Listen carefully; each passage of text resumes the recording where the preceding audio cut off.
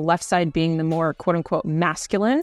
That is going to be the more logical side of your brain. And then the right side is technically called the creative side of your brain, which would be more feminine. The left is going to be things like logic, reason, information, calculations, processing, knowledge, structure, numbers. And then the right is going to be more of the creative, imagination, transformation, big thinking.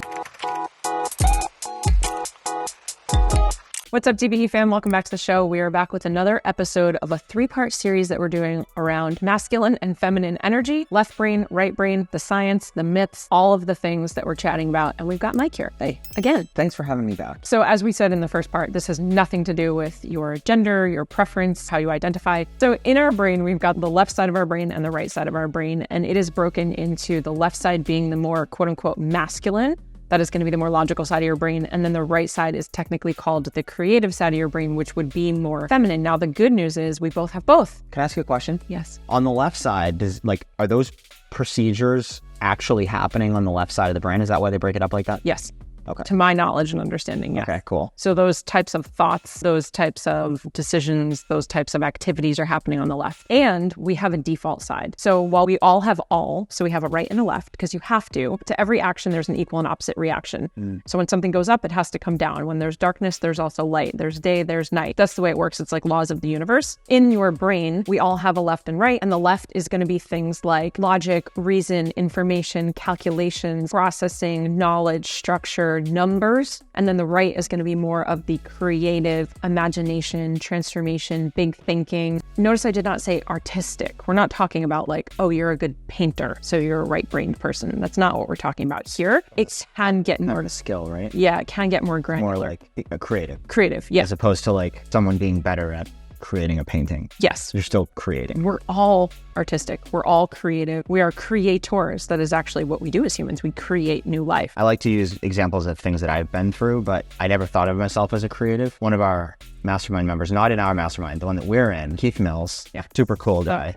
Anyway, he ran us through this super cool exercise that really, the whole point of it was to demonstrate everyone is creative. Yeah. The exercise was incredible because it really brought out the potential of creativity that could be there. And when that gets unleashed, it's really a beautiful thing. And it's there for everybody. That's why, I love this type of stuff where it's like, don't let the logic and the reason and everything run your entire life. So in the brain, we've got the left side and the right side, and you will default to one more than the other. So I believe there's a little bit of nurture involved though. Like if you tend to be quote unquote good at one of the things, one side of your brain, and you're sort of fostered and nurtured into that as a child where they're like, Mikey, you're so good at math. It's like, I think you sort of lean into that versus you hand in an art project. It's not the best in the class. You get a bad grade. And then immediately you start telling yourself a story that you're not artistic. And so I believe that we carry that with us. That is my belief. So we do default to one side. And I think that our external environment has a lot to do sometimes with which side we sort of lean into, because so many of us just turn the faucet off on what we create a narrative that I am not good at math. We turn it off. For the context of this conversation, we call masculine him and feminine her, just for the context of what I'm about to say. So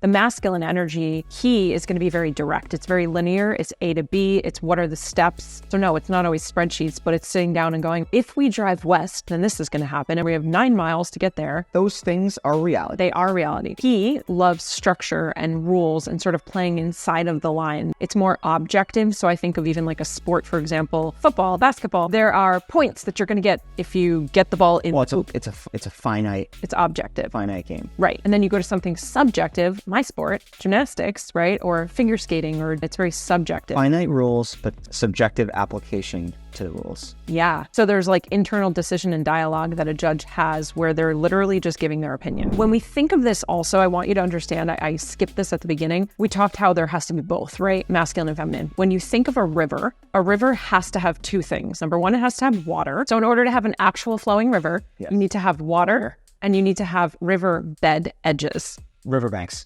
Riverbank. Not bed. Banks. You do need a bed though. The bed is the bottom. So yes, technically, otherwise the water would fall through. The walls, the river edges, the bank, that's the masculine. It's holding the energy inside. The water is free flowing, and that's the feminine. Where there's a misconception is that feminine is less than or not as strong. And the funny thing is in nature, it's actually the opposite. The feminine is the strength. The feminine is the power. The water, it cuts through the earth and it decides the route that it's going to take as it's coming down the mountain, right? The water is literally carving a path, and the edges, the masculine banks, is holding the water inside. If you don't have both of those elements, it's not a river. It could be a lot of other things, but it's not a river. The feminine energy is more of the visionary, expansive, wow, let's go there. What can be bigger and how can we play ideation? And the masculine is going to be more of the integrator operations of like, let me actually get you there. How are we going to get there? Yeah. The feminine energy also knows when it's time to slow down, when it's time to speed up, when it's time to push harder. But isn't sorry, I have to interrupt it because I have a question about that. Yeah. For clarity. Is the feminine energy knowing, or is it more so like when you're sitting back and receiving and kind of letting things happen, isn't that just the feminine energy in itself? Yeah. For instance, in our launches, we have certain things that we know we're going to do. Yeah. And then there's some fun, well, everything's fun, but like there's some things that we might just test. Yeah. And it's like, oh, let's test this. This is like creative and kind of like, let's just see what happens. But there are certain things, like I always like to use an extreme example. The way we do it, you are going to show up on camera. Right. In some capacity, whether it's recorded, pre-recorded, not recorded, blah, blah, blah, whatever, live. But like, that's something that's just going to happen. But maybe we go to a studio. Maybe you wear a nice hat that day, right? Hat. I'm doing a weird gesture with my hand. So that's kind of how I look at the feminine, application for something that like is typically viewed as masculine, like a launch. Right. A launch doesn't have to be this like grinded out thing. It's just, no. Well, nothing in business does. No, and business is an infinite game. Well, business in itself, I feel like would be categorized under feminine because we are literally creating and building, and that is what the feminine energy is. It's creating life. Most entrepreneurs are visionary. Correct. But then we need an integrator. Have something for the listeners. You can actually download. It's totally for free. It's just a little PDF that you can download here. And what it is so there's 4 boxes, and we have on the left side the masculine, like the brain, and on the right side we have the feminine. And then there's what the left and the right brains do. And then the boxes underneath are examples of what that might be in your business. There's also a blank one for you to fill in yourself to see like, where are you in your business? Where are you spending most of your time? And then you can look visually and go, well, that's really interesting. I really don't like most of the tasks on this side, and I love the tasks on this side.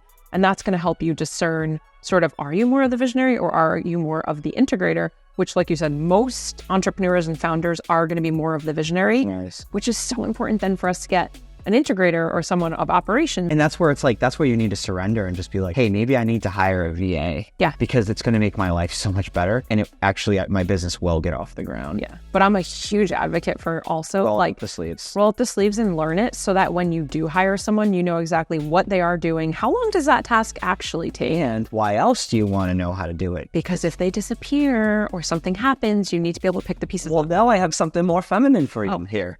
Because then if you know how to do it, you can apply creative, feminine energy to the application of that. So if you know all about how to build a landing page, that's when you can get creative. Yeah. Can't get super, super like in the weeds creative unless you have some sort of like framework understanding of what the heck you're doing. Yeah. Right? So to sort of put a bow on all of this, University of California had said when we jump from task to task, or when we jump from left to right side of the brain, I'm talking to all us multitaskers who think we're good at it. We're actually not. Nobody's good at multitasking. It's like, what'd you say on that call?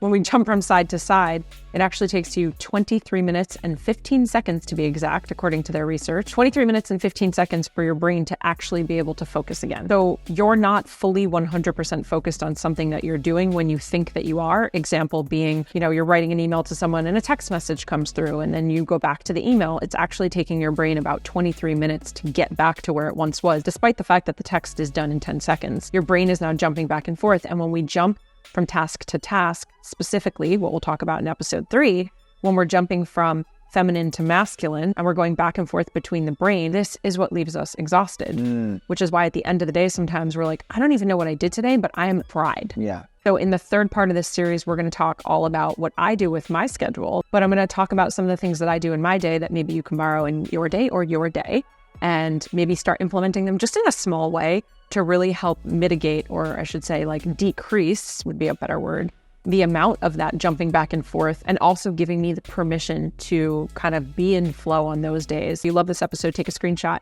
share it on social media, tag me at I am Jessica DeRose. You could tag Mike as well. At Mike.DeRose. At Mike.DeRose. Let us know what some of your takeaways were from this. I hope you get into the flow. I hope you download the free download that we have for you. It's in the show notes, totally free. Grab it. A little worksheet for you to start working through just the visuals of left side, right side, the different energies, and you can kind of get task management down to see where you're at. Cool. Cool. Thanks for being here. Thanks for having me. Cheers to your evolution.